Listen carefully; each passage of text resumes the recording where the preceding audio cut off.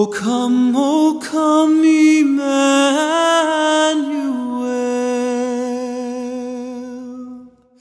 and ransom captive Israel.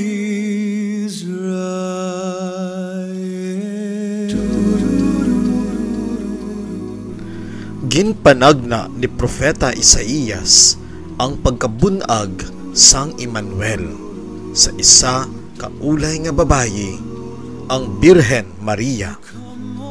Ang Emmanuel nagakahulugan ang Dios nga kaupod naton. Apang paano bala naton mabatyagan ang kahulugan sini sa aton panahon?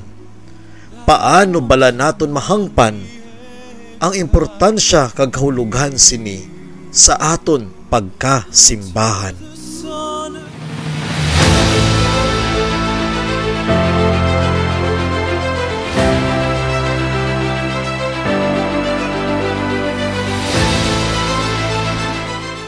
Si Pope Francis nagsiling, ang pagkakatikista hindi lamang isa kabuluhaton, kundi isa kabukasyon. Sa pagsabat sa panawagan sang Santo Papa, sa paghiwat sang Synod of Bishops sa palaabuton nga 2023, ang bug-os nga lokal nga simbahan naghugpong sa paglunsar sang proseso sang Synod on Synodality diri sa aton Archdiocese, Archdiocese of Haro, sa handom sa pagdala sang bug-os nga simbahan sa tema Journeying Together in Communion, Participation and Mission, sa ululupod nga pagnakaton sa banas sang paghiliusa, pagpakigbahin kag misyon.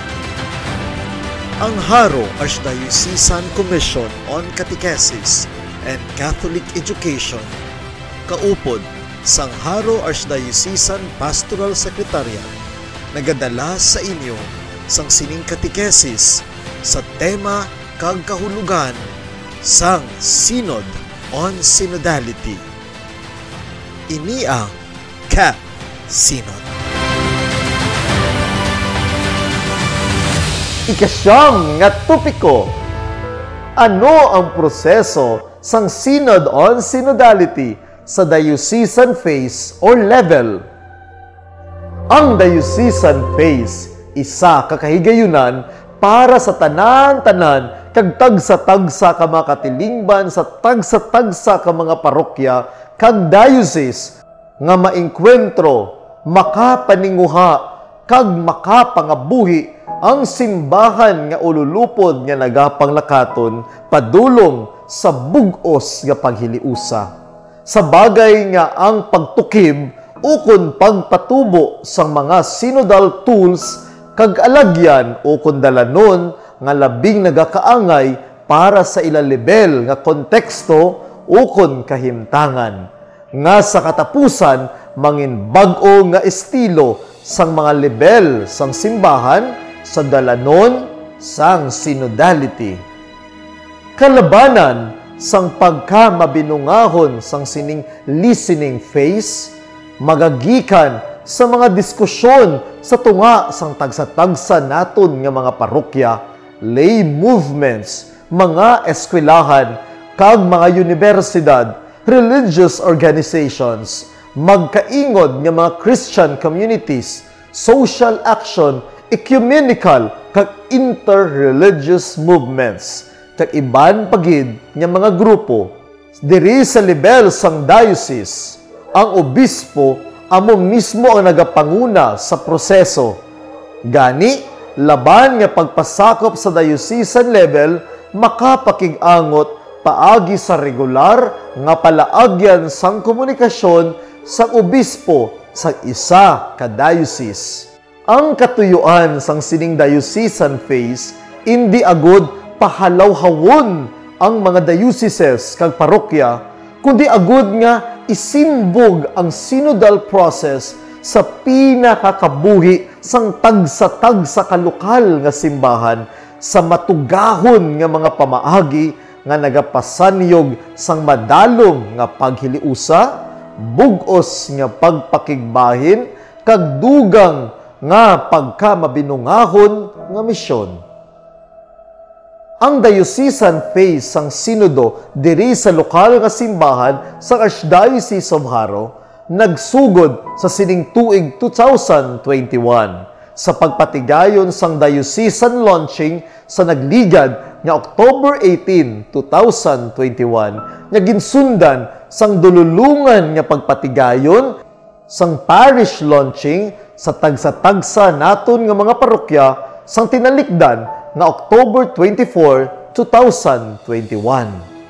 Sugod naman sa October 25 tubtub 26, nagpatigayon sang unang nga orientation para sa mga kaparian nga amo ang ginakabig nga primary agents agud mapatigayon ang proseso sa lebel sang parokya kag mga grassroots. Sa October 30, 2021, ang mga vicariate lay leaders kaupod sa mga pinili nga mga laiko gikan sa mga pinili nga mga komisyon sa Archdiocese nagpasakop man sa laity orientation. Sa sining sunod-sunod nga mga orientations, ginsuguran man ang pagpanakdag sa mga materyales sa pagahiwaton nga synodal process. Sa nagligad nga October 31 tubtub November 7, 2021, ang tagsa-tagsa naman nga mga parokya kag mga nasambitan nga mga sektor kag ministeryo sang simbahan nagpatigayon sa mananarisari nga mga parish trainings and orientation sa pagpatigayon sa mga proseso sang Sinodo. From November 8 tubtub December 15, 2021, ginapaabot nga mapaluntad sa tagsa-tagsa ka level sa mga parokya kag mga katilingban kag sektor ang mga hinunanon kag proseso sang Sinodo. Ini mga utod ginalakipan sang parish and sectoral consultations kag sang discernment processes. Gani sa pagtakop sang tuig 2021 nga ini kag sa pagsulod sang bag-ong tuig 2022, mga utod magapadayon ang diocesan processes sang Synod on Synodality sa aton lokal nga simbahan diri sa Archdiocese of Haro. Ini magapadayon sa una nga bulan sang 2022 sa pagtipon sa mga bunga sang mga hinunanon kag mga datos sa lebel sang parokya kag sa mga pinili nga sektor sang katilingban kag sang simbahan. Sa tagsa-tagsa ka mga katilingban kag mga institusyon magahiwat sang pre-synodal activity sa lebel sang Archdiocese nga pagahiwaton sa sining palaabuton nga mga binulan. Ang bunga sa mga hinunanon, pagpamati kag pagpamalandong sa Diocesan Synodal Assembly pagatipunon sa isa ka synthesis kag igasumiter bilang diocesan resolution sa Catholic Bishops' Conference of the Philippines or CBCP.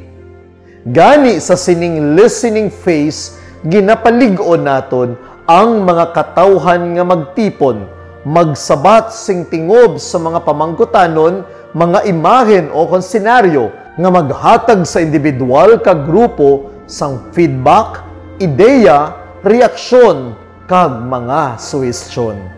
Mga utod, sa sining proseso nga ginatawag synodal process, gikan sa lebel sang diocese, tubtob sa lebel sang kabug-usan sang Universal Church, pagausuyon naton ang banas sang Synod on Synodality, tubtob nga makuha naton ang tagsa-tagsa ka mga realidad sang tagsa-tagsa ka lokal nga simbahan padulong sa lebel sang kabug-usan naton nga Santa Iglesia. Ini mga utod ang proseso sang Synod on Synodality sa lebel sang lokal nga simbahan diri sa Archdiocese of Haro.